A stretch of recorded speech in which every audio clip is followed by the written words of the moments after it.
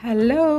సంక్రాంతికి చేసుకునే ఈ నువ్వుల రొట్టెలు ఎలా చేసుకోవాలో చూసుకుందాం. దీనికోసం నేను జొన్న పిండి మరియు నల్ల నువ్వులు కొద్దిగా వేడి నీళ్ళు వేసుకుంటూ మెత్తగా కలుపుకున్నాను. సో, ఇది చాలా హాట్ ఉంటది కాబట్టి ఫస్ట్ స్పూన్‌తోని కలుపుకొని తర్వాత చేయితోని కొద్దిగా వాటర్ పోస్తూ కలుపుకున్నాను. సో, చాలా మెత్తగా అవుతది పిండి అన్నది. మరీ గట్టిగా అవ్వకూడదు, మరీ మెత్తగా అవ్వకూడదు. ఇట్లా మనకి రొట్టె జరిగేంతగా ఉంటే సరిపోతుంది. కొంచెం పొడి పిండేసుకొని చిన్నగా ఇలా చేయితోని ఒత్తుకుంటూ ఉంటే రొట్టె మనకి పల్చగా ఎంత పెద్దగా అవుతుందో చూడండి.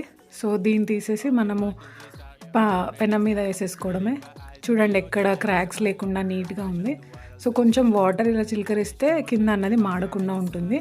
సో, 2 సైడ్స్ మంచిగా కాల్చేసుకున్న తర్వాత ఇలానే రిపీటెడ్‌గా మనం అన్నీ పిండి అయిపోయే వరకు రొట్టెలు చేసేసుకుంటే చూడండి మనకి ఎంత సాఫ్ట్‌గా, ఎంత నీట్‌గా అసలు క్రిస్పీ అనేది లేకుండా